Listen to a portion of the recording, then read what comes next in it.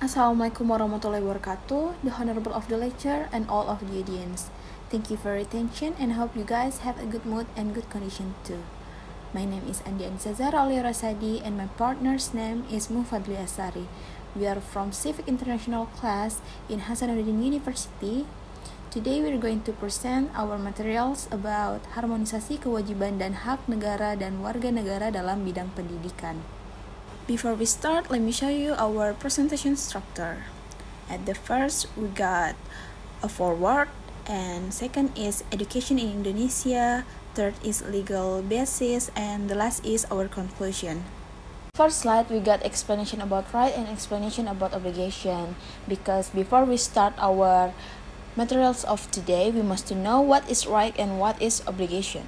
Okay, rights are legal, social, or ethical principle of freedom. That is, rights are the fundamental normative rules about what is allowed of people or owed to people according to some legal system, social convention, or ethical theory. An obligation is the moral or legal duty that requires an individual to perform, as well as the potential penalties for the failure to perform. An obligation is also duty to do what is imposed by contract, promise, or law. In the most general sense, duty is synonym of obligation. When getting more technical, obligation refers to the tie that binds a party to complete a task, perform an action, or pay a required amount of money in accordance with the custom and law of the country in which the agreement has been made. Second slide, we're talking about education in Indonesia. Education in Indonesia is all education held in Indonesia. Is responsibility of the Ministry of Education and Cultural of the Republic of Indonesia, or we usually call Kemdikbud. In Indonesia, all residents are required to follow the compulsory basic education program for 9 years, 6 years at primary school and 3 years at junior high school. Currently, education in Indonesia is regulated through Law Number 20 of 2003 concerning the national education system. Education in Indonesia is also divided into 4 levels, namely early childhood, elementary, middle, and high. First is Early Childhood Education Program. Referring to Law Number 20 of 2003, Article 1, Paragraph 14, concerning the national education system, early childhood education or PAUD is a coaching effort aimed at children from birth to 6 years of age, carried out by providing educational stimuli to assist growth and physical and spiritual development. Second is basic education. Basic education is an initial education level from 9, namely elementary school, or we usually call SD, for 6 years, and junior high school or SMP for 3 years. Third is middle education. Secondary education is an advanced level of primary education, namely senior high school, for 3 years of education. And the last is higher education.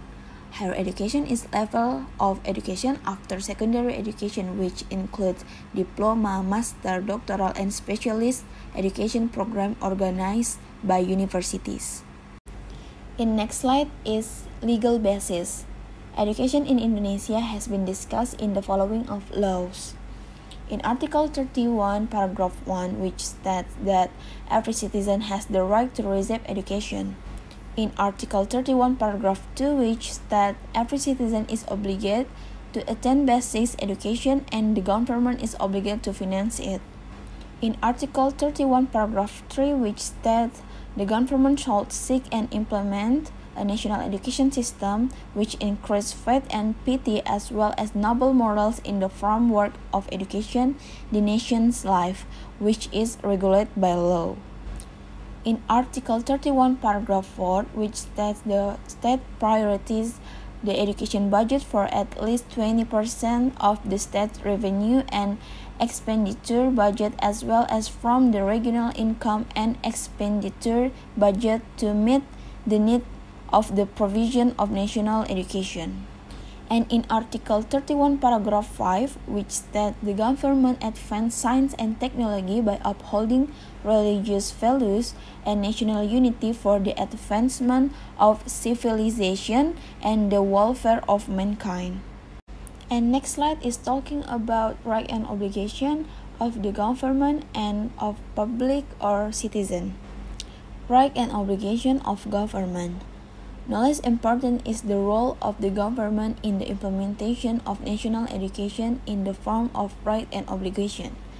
In this case, the government has the right to direct, guide, assist, and supervise the delivery of education in accordance with the applicable law and regulation, as stated in the provision of Article 10 of Law Number 20 of 2003 concerning the national education system. The government also have an obligation to provide service and facilities as well as to ensure the implementation of quality education for every citizen without discrimination, and is obligated to guarantee the availability of funds to provide education for every citizen aged 7 to 15 years, as stated in the provision of Article 10 and Article 11 of Law Number 20 of 2003 concerning the national education system. Second is right and obligation of public or citizen. Public in the administration of national education have the right to participate in the planning, implementation, monitoring, and evaluation of education program. Furthermore, the public or citizen also has the obligation to provide resource support in the provision of education as stated in the provision of Article 8 and Article 9 of Law Number 20 of 2003 concerning the national education system. And our conclusion is rights are everything that is appropriate and absolute to be obtained by an individual as a member of citizen since he is still in the womb. Obligations are everything that is deemed a necessity or obligation to be carried out by individuals as member of citizen in order to obtain the rights they deserve. Education in Indonesia is regulated through Law Number 20 of 2003 concerning the national education system. Maybe that's all for us. Thank you so much for your attention. I would like to apologize if there is a mistake in our presentation. I hope you have a nice day, and if you have some question, just contact me. Wassalamualaikum warahmatullahi wabarakatuh.